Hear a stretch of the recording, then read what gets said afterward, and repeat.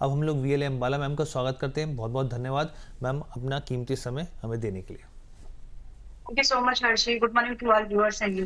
जी, और इसी बीच हमारे जो बहुत सारे दर्शक हैं जैसे संपत शर्मा जी हैं, जय श्री राम कर रहे हैं और भी गुड मॉर्निंग कर रहे हैं, तो सभी को ढेर सारी गुड मॉर्निंग। शुभ आपके जो है ये दिन पूरा मज़ेदार जाए, एकदम अच्छे से कटे। अंबाला मैम आपसे मैं समझना चाह रहा हूँ, अब बाज़ार जो है, एक चीज़ बताइए पहले तो मैं सबसे पहले, क्योंकि हम लोग एक एक करके चीज़ों को समझ लेते हैं। मैम 22,182 के आसपास का वो लेवल था जहाँ से बाज़ार ने एक ज़बरदस्त कमबैक किया, एक अच्छी तेज़ी हुई।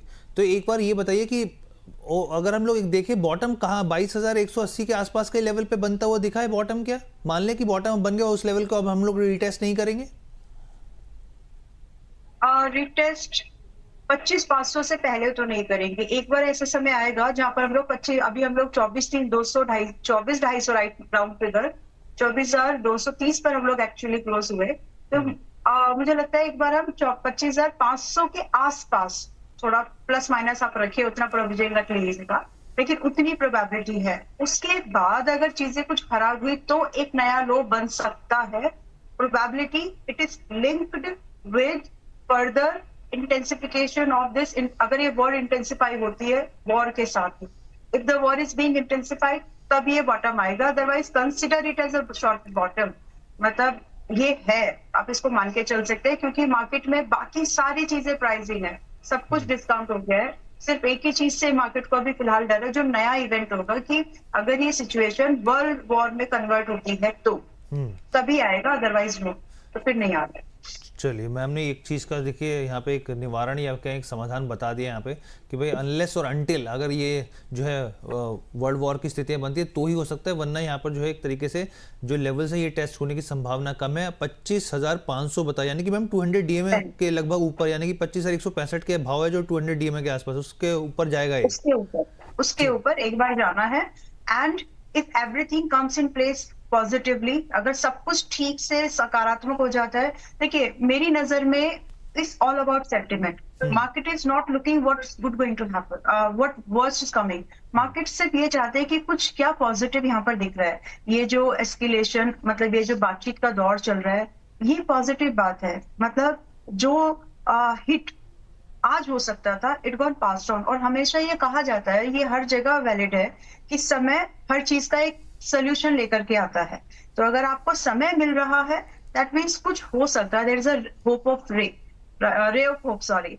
तो आशा की किरण है मार्केट में, और वही एक इंपॉर्टेंट ट्रिगर पॉइंट है। इसके अलावा वीक अर्निंग्स, सेलेक्टिव सेक्टर्स में ग्रोथ, कुछ में बहुत बड़ा डेंट, ये सारी बातें हम कर ही चुके हैं कि फिस्कल डेफिसिट बढ़ेगा, ट्रेड डेफिसिट भी बढ़ेगा, कंपनीज के मार्जिन घटेंगे, इन्फ्लेशन बढ़ेगा, currency is like going to melt ahead, bond yield हमको वापस से, ये सारी चीजें इज इन प्लेस। ये सबको पता है कि ये होगा, क्योंकि जो हो चुका है उसका इम्पैक्ट है, वो प्राइस ऑलरेडी अपने अंदर ले चुका है। Only thing which is left is कि ये वॉर धीरे धीरे चले, मार्केट को कोई प्रॉब्लम नहीं है। कुछ कुछ मतलब अब, लेकिन अगर ये इंटेंसिफाई होकर के न्यूक्लियर तक पहुंचे, then only there is a concern. और या फिर इसमें रशिया या चाइना या इंडिया जैसी कंट्रीज का इन्वॉल्वमेंट हो जाए। मैं 3 कंट्रीज के नाम स्पेसिफिकली आज ले ही लिया है, वैसे मैं अवॉइड कर रही थी, लेकिन इंडिया, चाइना एंड रशिया का अगर डायरेक्ट इन्वॉल्वमेंट होता है, then we can see something worse in the market, जो कि वर्स भी 20,000 तक ही है, इससे ज्यादा वर्स भी नहीं है, तो ही हो सकता है, अदरवाइज नो। मान के चलो ये इन्वेस्टमेंट आपकी हो जानी चाहिए अप टू 70%। 30% को सिर्फ इसलिए बचा के रखो कि या तो बढ़ते मार्केट में प्रॉफिट पिरामिडिंग कर लीजिएगा, या फिर अगर घट के 20,000 कहीं पर आ जाए तो वहां पर एवरेज कर लेना, बस इसलिए। बाकी you should get invested. And Monday हम लोग जुड़े थे लास्ट टाइम, राइट जी, वहां से अभी तक मंडे के दौरान से निफ्टी और बैंक निफ्टी के जो भी टारगेट्स डिस्कस हुए थे, अपसाइड के लिए हुए थे, और दोनों के हिट हो गए हैं। 56,000 बैंक निफ्टी की बात की थी, एंड निफ्टी के लिए बोला था कि कम से कम 24,300 200 के आसपास आएगा। ठीक है, तो यहाँ पे जो है मैम ने बहुत अच्छे से स्थितियाँ समझा दी। और देखिए युद्ध के पिछले के अगर आप डाटा भी उठा के देखें, 10 बार जो युद्ध हुए हैं उसमें भी अगर आप यहाँ पे देखें हमारे मार्केट्स के हिसाब से करें तो 6 से 7 बार जो है हम लोग मैक्सिमम टू मैक्सिमम 8 से 9% ही टूटे, उससे ज़्यादा नहीं टूटे हैं। मैम हमने चलिए पीछे की बात कर ली भाई, अब वहाँ पे बॉटम की स्थिति जो है वो बन गई है। ये लेवल जो है रिटेस्ट तभी होंगे जब कुछ अनलेस और अनटिल कुछ बड़ी चीज़ हो जाए। लेकिन अब आगे की स्थिति जो अपने 25,500 कही, वो कब तक दिख रहे हैं मैम? इस हफ्ते तो नहीं है, ये वाला हफ्ता, मतलब इस हफ्ते, मैं इस हफ्ते को क्लोज मान चुकी हूँ। मतलब आज थर्सडे, कल Friday, not in this week. Next week में, मतलब इस मंथली क्लोजिंग में, I should say this monthly closing I am expecting April series कि हम 25,500 के आसपास, एब्सोल्यूट नंबर नहीं, 25,500 के आसपास, हो सकता है 100 पॉइंट ऊपर भी रहे, हो सकता है 100 पॉइंट या 150 पॉइंट नीचे भी रहे, बट आई एम एक्सपेक्टिंग कि this April series is going to touch 25,500 के आसपास का भाव, और ये पॉसिबल है। मतलब बस आप ये देखिए कि कुछ जो हो रहा है वो धीरे धीरे हो, जो ये वॉर कंडीशंस, जो भी बातचीत चल रही है, it should be slow down, धीरे धीरे होता रहे, लेकिन क्योंकि ग्रेजुअली आप एक चीज नोटिस करें, नो डाउट क्रूड पर सबकी डिपेंडेंसी बहुत ज्यादा है, बट कंट्रीज और इकोनॉमीज और पॉलिसी मेकर्स और जो भी आप उसको नाम देना है, कॉर्पोरेट्स आर बीइंग रेडी कि इसका सोल्यूशन ग्रेजुअली लोग बना रहे हैं। तो वो मतलब रिन्यूएबल एनर्जी पर फोकस आने से डिटेल में नहीं जा रहे, लेकिन लोग इसका धीरे धीरे सोल्यूशन मतलब पॉलिसीज के थ्रू एम्फसाइज करके लोग बनवा रहे हैं। तो तैयारी हो रही है, आप ये समझ लें कि अगर चीजें खराब भी होती है तो एक एब्जॉर्ब होने की, जैसे कुशन क्रिएट करने की बात होती है ना, that cushion in background is being created, तो वो लोगों को मतलब इट गोना बी रिलीफ।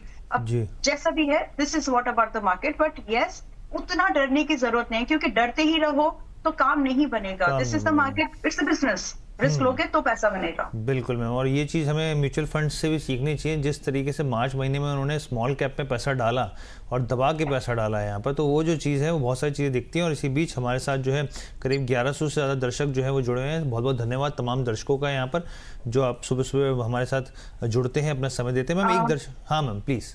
मैं ना 2 स्टॉक्स आपको शेयर करना चाहती हूँ, टाइम अलाउस। तो जैसे ही मार्केट ओपन होती है, मुझे लगता है कि अगर बाद में, क्योंकि फिर भूल गए तो रह जाएगा या फिर लेट हो जाएगा। सो वन इज आईआरबी, कल भी बातचीत हुई थी वैसे इस बारे में। तो आईआरबी आज भी बाइंग रेंज में है, 21 और 22 की रेंज में हम इसमें बाइंग ले सकते हैं इन्वेस्टमेंट के लिए, राइट। एंड जो पॉसिबल स्टॉप लॉस है अभी के लिए, हम यहाँ पर 19.5 रुपए का स्टॉप लॉस रख रहे हैं, और जैसे ही 23 के ऊपर इंट्राडे में निकल जाए उस समय स्टॉप लॉस 20 पर ला लीजिएगा।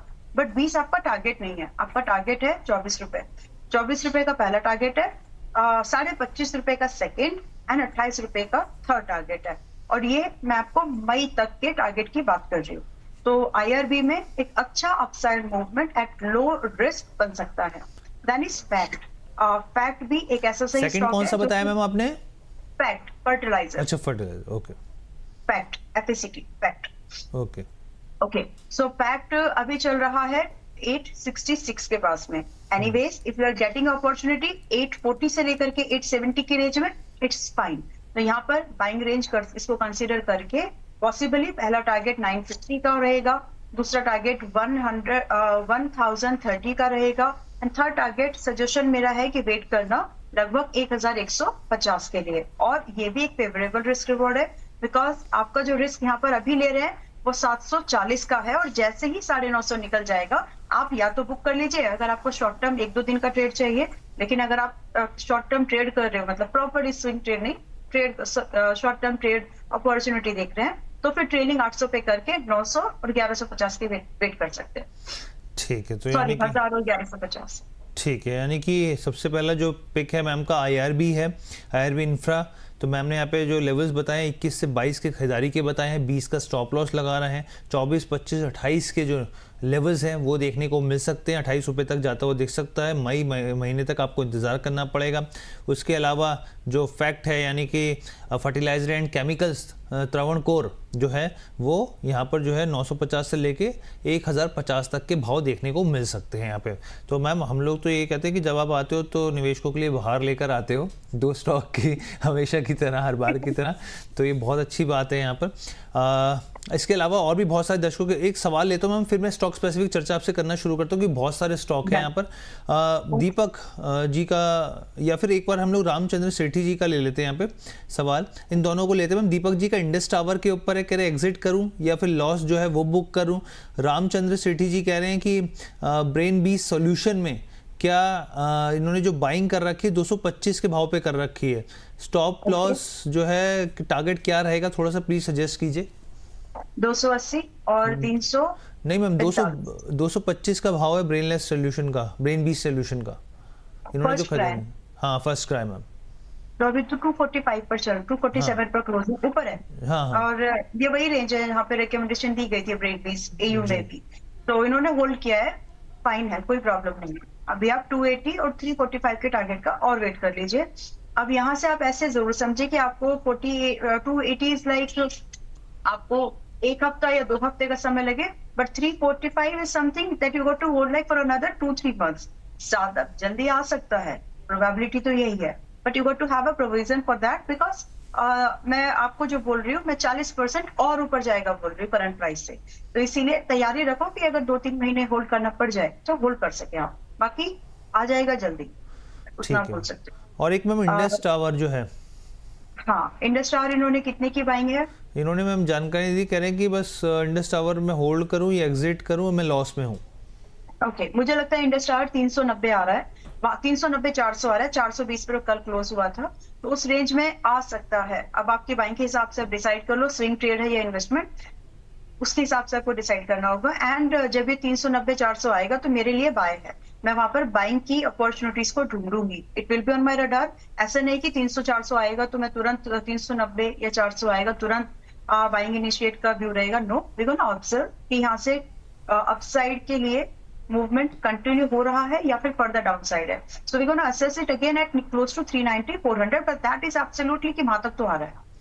ठीक है, तो चलिए, वैसे बहुत सारी रिपोर्ट यही आई थी कि जो हाई कैपिटल एक्सपेंडिचर है उसके वजह से अर्निंग पे और फ्री कैश फ्लो के ऊपर थोड़ा इम्पैक्ट हो सकता है, देखने को मिल सकता है। तो वो बहुत सारी चीज़ें यहाँ पे वो मैम ने बता दिया, भाव के हिसाब से भी रिफ्लेक्ट करते हुए यहाँ पर। अब हम लोग आगे बढ़ते हैं, यहाँ पे नतीजों की बात करते हैं, क्योंकि नतीजों पर जो है बहुत कुछ निर्भर करेगा, बाजार की चाल भी आगे। तेजस नेटवर्क टाटा की कंपनी है, इसके नतीजे आते हुए देखे कंसोलिडेटेड आधार पे साल दर साल के हिसाब से अगर हम लोग देखें यहाँ पर, तो सबसे पहले आपके सामने नेट प्रॉफिट है, भारी गिरावट देखने को मिली है। यहाँ पर आप नेट प्रॉफिट देखिए, करीब पहले जो था वो 71 करोड़ के लॉस में थी कंपनी, अब सीधा 211 करोड़ के लॉस में आ गई है। तो ये एक बड़ा नंबर जो है वो साफ तौर पे दिखता है लॉस का। रेवेन्यू के मोर्चे पे बात की जाए, 82% साल दर साल के हिसाब से यहाँ पर जो है रेवेन्यू जो है वो घटता हुआ दिखा है। करीब पहले आप देखिए 1907 करोड़ था, वहाँ से 333 करोड़ हो गया है। एबिटा की बात करें वो नेगेटिव में आ गया यहाँ पे। तो ये तमाम जो चीज़ें हैं वो साफ तौर पर रिफ्लेक्शन दिखा रहा है। पिछले कुछ समय में लगातार स्टॉक की पिटाई हुई है। मैम, कैसे देखा जाना चाहिए तेजस नेटवर्क को, क्या आपकी सलाह रहेगी? Okay, one is alarming condition. पिछले एक साल में Q&Q में लगभग 1%, लेस देन 1%, लेकिन अप टू 1%, 0.98 है। और एक साल में लगभग 7.5% रिटेल पार्टिसिपेशन इंक्रीज हुआ है। सो आई अप्रिशिएट यू ऑल कि आपने अपने ट्रेड्स को, आप मानते हैं कि आप होल्ड करके चलते हैं, लेकिन पिछले एक साल से ही गिर रहा है, तो वैसे भी काम नहीं करना है। क्योंकि मेरा कहने का मतलब आप समझ ही गए होंगे, इन 1 year it has like 47% decline था प्राइस चार्ट पर भी। उसके बावजूद भी लोगों ने एक साल में, मतलब मैंने क्वार्टरली इसलिए बोला है कि पिछले क्वार्टर में 1% से चेंज हुई है पोजीशन, और उससे पहले 6% तो होगा, इसका मतलब लास्ट उसके 3 महीने पहले, उसके 9 महीने तक। ये मैंने क्यों बोला है कि लोग गिरते हुए स्टॉक को होल्ड कर लेते हैं, ठीक है, वैसे तो स्टॉप लॉस के बाद नहीं करना चाहिए, बट ये एक कंडीशन है, एक रेफरेंस पॉइंट मैं आपको दे रही हूँ कि ऐसा स्टॉक जिसने पिछले साल में 47% डिक्लाइन दिखाया, वहां पर रिटेल पार्टिसिपेशन 7% से ज्यादा बढ़ा है। दैट मीन्स होल्डिंग्स बढ़ी है, आई मीन दैट मीन्स कि वो अपनी पोजीशंस को होल्ड करके बैठे हैं। सो हम ये मान के चल रहे हैं कि यहाँ पर रिटेल बहुत ज्यादा है, राइट। सो क्योंकि डेटा सेज दैट, और वो क्यों है, क्योंकि पिछले साल स्टॉक गिरा है तो उन्होंने पोजीशन काटे नहीं, और once upon a time it was like 1200 का स्टॉक, और आज जब ये स्टॉक दोबारा हम लोग बातचीत कर रहे हैं, दोबारा नहीं मतलब बातचीत कर चुके हैं, बट जब आज डिस्कस कर रहे हैं 16 अप्रैल को, तो 450 के आसपास में है। सो सीखने के लिए सिर्फ इतना ही है यहाँ पे कि अगर स्टॉप लॉस नहीं काटोगे तो किसी को नहीं पता है कि 1000 वाला स्टॉक 10 रुपए होगा या 10 वाला 1000 होगा। तो कोशिश ये करिए, यू शुड हैव अ, कहीं तो स्टॉपेज लगाओ, कहीं तो लगा लो। बाकी बस इतना ही समझाना था, ये रेफरेंस पॉइंट, बाकी जो लोग समझते हैं उनको समझ में आ ही जाएगा। रही बात तेजस नेटवर्क, मोस्ट रिसेंट एक्टिविटीज में हमारे रहा था लास्ट मंथ में, और एयू पर भी मेरे ख्याल से रिकमेंडेशन बीच में आई थी लगभग 400, लगभग 350 के आसपास। Though we had bought this stock close to 350, पिछले महीने की बात है, एंड वहां से अपसाइड मूवमेंट अच्छा कंटिन्यू हुआ, and it is going to ahead कि upside movement it is likely कि अपसाइड मूवमेंट को आगे कंटिन्यू करने वाला है। So those who are holding it, ये इतना मैंने जो बोला कि रिटेल इतने बड़े हैं, ये इसलिए क्योंकि those who are holding it, जो आप 1 साल से इसको होल्ड करके बैठे हो, 6 महीने से होल्ड करके बैठे हो, या फिर आपने 350 वगैरह आपने हमारी रिकमेंडेशन पे खरीदो, what ever the case could be, आपको अब यहाँ पर इसको होल्ड करके चलना चाहिए for the targets of 570, I beg your pardon, 570 यानी 570, एंड बीच में बड़ा गैप रहेगा 650 का दूसरा टारगेट, एंड 800 तक जा सकता है. So this is the possibility, these are the possibilities जो मुझे लगती आ जाएंगी. अब आपको ये देखना है कि क्या इस स्टॉक में आपकी प्राइसिंग कितने की आपकी ऑलरेडी की पाई है. अगर स्टॉक में आपका वेटेज बहुत ज्यादा नहीं है, एक लिमिटेड एक्सपोजर है, if you are comfortable with it और your financial advisor suggest you, तो आप यहाँ पर ऐड करके भी जा सकते हैं. ये क्योंकि पुरानी बाइंग है, मुझे समझ में आ रहा है, ये एक सोल्यूशन है अगर आप लोग उसको देखना चाहें तो, ताकि आप लोगों को प्रॉफिटेबल एग्जिट मिल सके. And this is why I am suggesting it, because मुझे लग रहा है कि तेजस नेटवर्क में अभी मजबूती है, हर स्टॉक में ये काम आप नहीं कर सकते. सो आप इसमें बाय कर सकते हैं, एंड जो पोजीशन है आपकी पुरानी होगी उसमें ज्यादा ओवरवेट आप नहीं हो तो ऐड भी करके जा सकते हैं for the targets of 550, 650 round figure, 630 है वैसे वो, 7 एंड 8, इस तरह से आप उनको चेस पकड़ लीजिए, या फिर ऐसे बोल लीजिए कि 550 से 800 तक जाते हुए लगता है. ठीक है, तो यहाँ पे मैम की तरफ से तेजस नेटवर्क पर क्लैरिटी आ गई. और यहाँ पर एक हमारे प्राइम मेंबर हैं सुदर्शन जी, सुधाशंकर जी, कह रहे हैं good morning Harsh sir, Ambala ma'am. Crompton Greaves के ऊपर मैम इन्होंने जो है 650 के लेवल्स पे जो है वो 320 शेयर्स ले रखे, 650 शेयर्स ले रखे 320 के भाव पर, क्या करें, सजेस्ट कीजिए.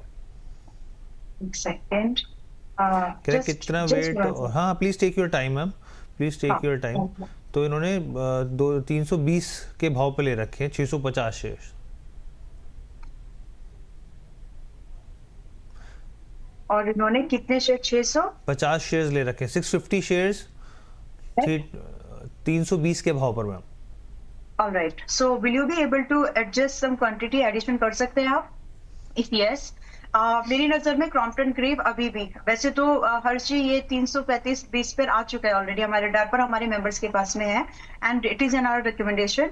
और मेरे लिए यहाँ से जो टारगेट है, एक डिस्क्लोजर है ये, मेरे लिए जो टारगेट है यहाँ पे, पहला 270 का है, 310 का है, एंड देन मैं थोड़ा सा बड़ा कुछ इसमें देख रही हूँ 350 का.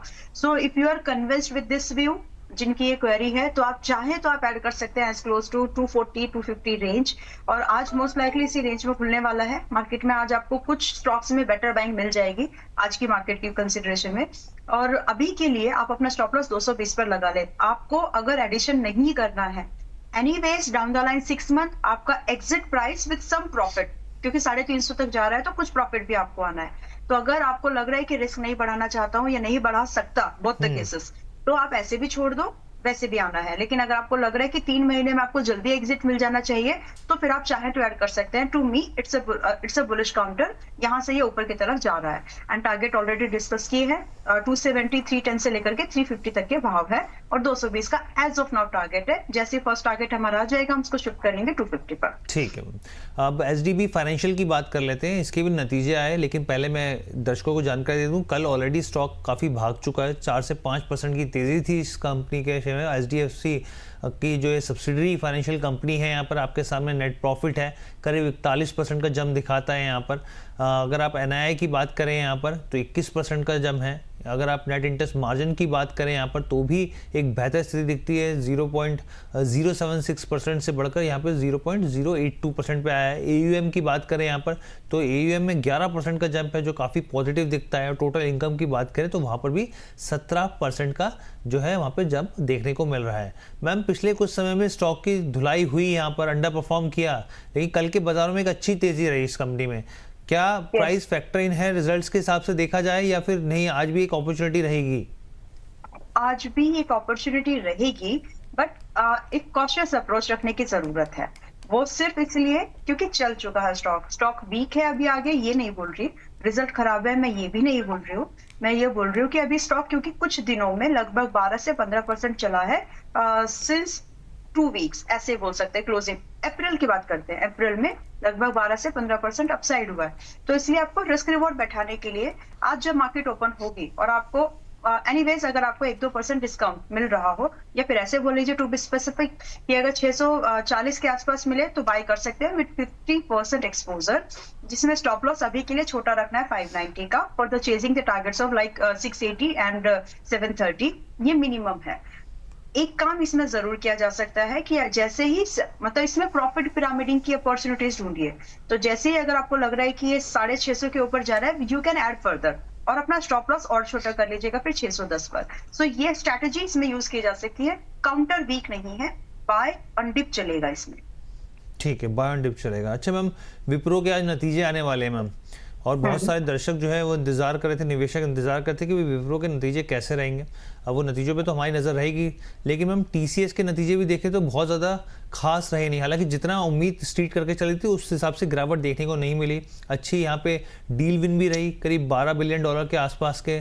यहाँ पर अगर हम लोग देखें, यहाँ पे एआई से जो बिजनेस भी बढ़ता हुआ दिखा, वो भी करीब $2.3 बिलियन के आसपास आया, जबकि पिछले क्वार्टर में ये $1.8 बिलियन के आसपास था। यानी कि उसको इम्प्लीमेंटेशन के लिहाज से एआई में कंपनी आगे बढ़ रही है। लेकिन विप्रो के लिहाज से आप कैसे देख रहे हैं, यहाँ पे क्या समीकरण बन रहे हैं मैम? विप्रो के लिए बाय करके बैठना चाहिए, that is what the price saying. अगर आप बाय करके खरीद के देखिए, रिस्क हर जगह है, राइट? और अगर वही रिस्क एंड रिवॉर्ड अगर आपको लार्ज कैप इंडस्ट्री में मिले तो नथिंग लाइक दैट। वही रिस्क अगर आपको स्मॉल कैप या मिड कैप में लेने वाली बात हो, या फिर इमर्जिंग इंडस्ट्री में लेने वाली बात हो, तो वो रिस्क थोड़ा सा प्रोबेबिलिटी वाइज ज्यादा रहता है। But in a stable company, in a stable industry, from a stable brand, तो ये सारी जो चीजें एक साथ जो आती है, ये पॉजिटिव है। सो हैविंग सेड दिस, ये सिर्फ इसलिए एक्सप्लेन किया है बिकॉज आज जब आप विप्रो में मान के चले कि आप 200 से 210 के रेंज में बाय ले रहे हैं, मंडे भी शायद यही बातचीत हुई थी हमारी, और उसी रेंज में है आज भी, टारगेट नहीं आया है। तो अगर आप इसी रेंज को एक बाइंग कंसिडरेशन के तौर पर चले and you are buying just 80%, 80%, that means what you decided एक स्टॉक के लिए, अगर आपको डर लग रहा है तो एक स्टॉक के लिए जो आपने डिसाइड किया 80% यहाँ पे बाय कर लो 200 से 210 की रेंज में। रिमेनिंग को अपनी क्वांटिटी या तो 225 के ऊपर पूरा कर लीजिए, या फिर अगर थोड़ा बहुत 190 या 95 पर आए तो वहां पर कंप्लीट कर लीजिए, बिकॉज आपका stop loss as of now है 175 का। ध्यान से सुने प्लीज, 175 का आपका अभी का स्टॉप लॉस है, but your target expectation should not be less than at 240।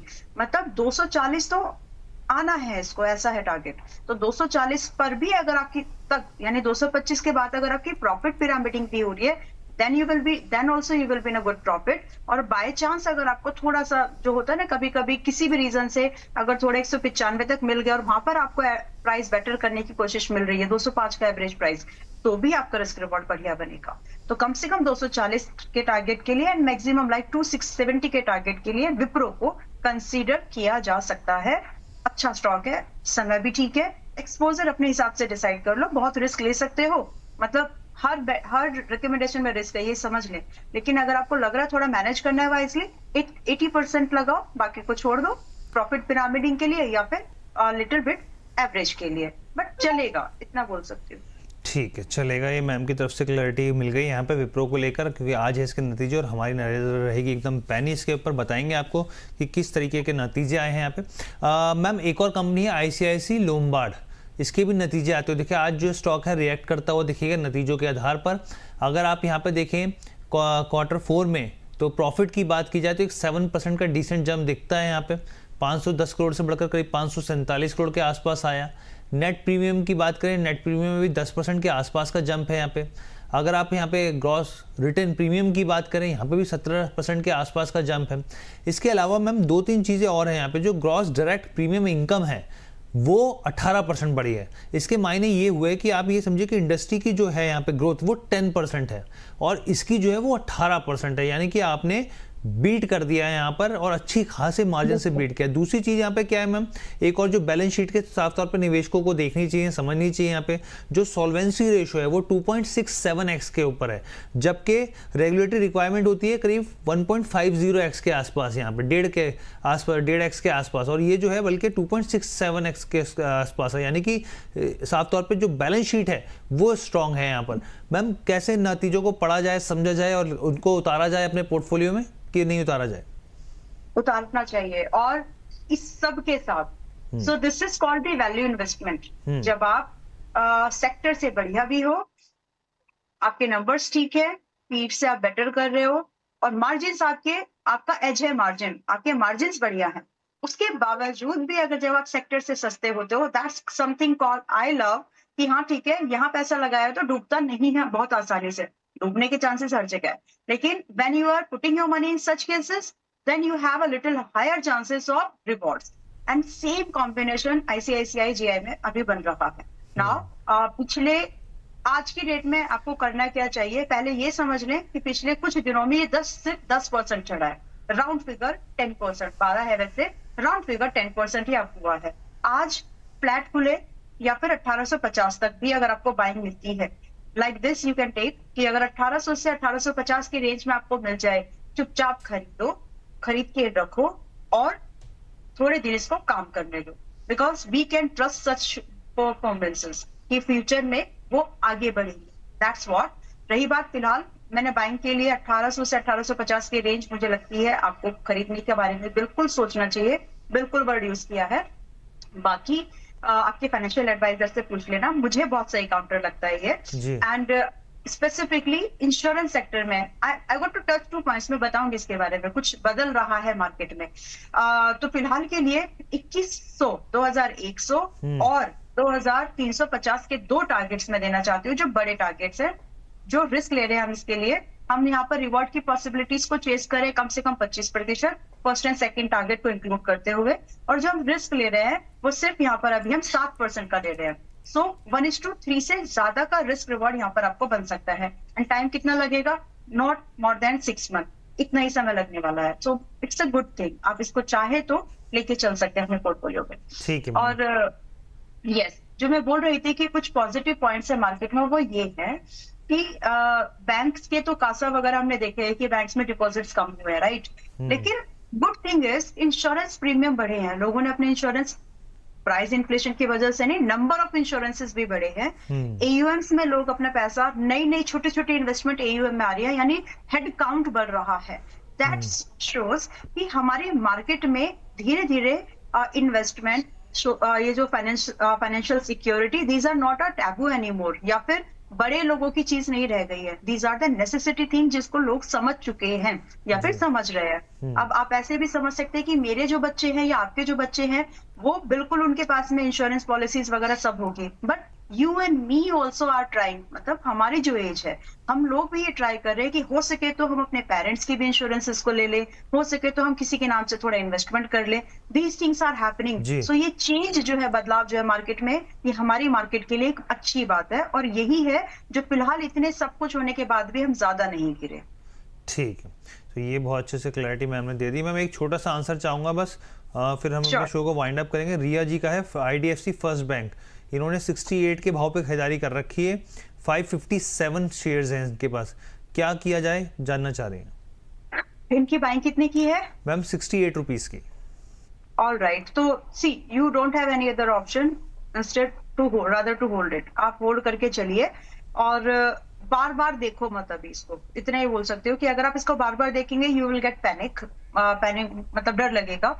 आराम से होल्ड कर दो 6-7 महीने, जब आपकी ओवरऑल मार्केट जब नए हाइस पर पहुंचेगी, आपका ये स्टॉक 90-95 की तरफ जा रहा है, तो आप इसीलिए छोड़ दो। अभी बार बार ट्रैक करने की जरूरत अब नहीं है, ऑलरेडी अच्छा खासा करेक्ट हो गया है। एंड आई थिंक इससे ज्यादा गिरावट अभी बची नहीं है, बची है तो वो बहुत परसेंटेज वाइज लिमिटेड है। So just to avoid this all panic, क्योंकि आप इसको देखोगे तो होल्ड नहीं कर पाओगे। That's what I am just trying to make you understand. 90 से 95 जा रहा है, थोड़ा पेशेंस रखो, 6 महीने, शायद जल्दी आ जाए, लेकिन होल्ड करके चलो, बार बार मत देखो। That's what I am suggesting.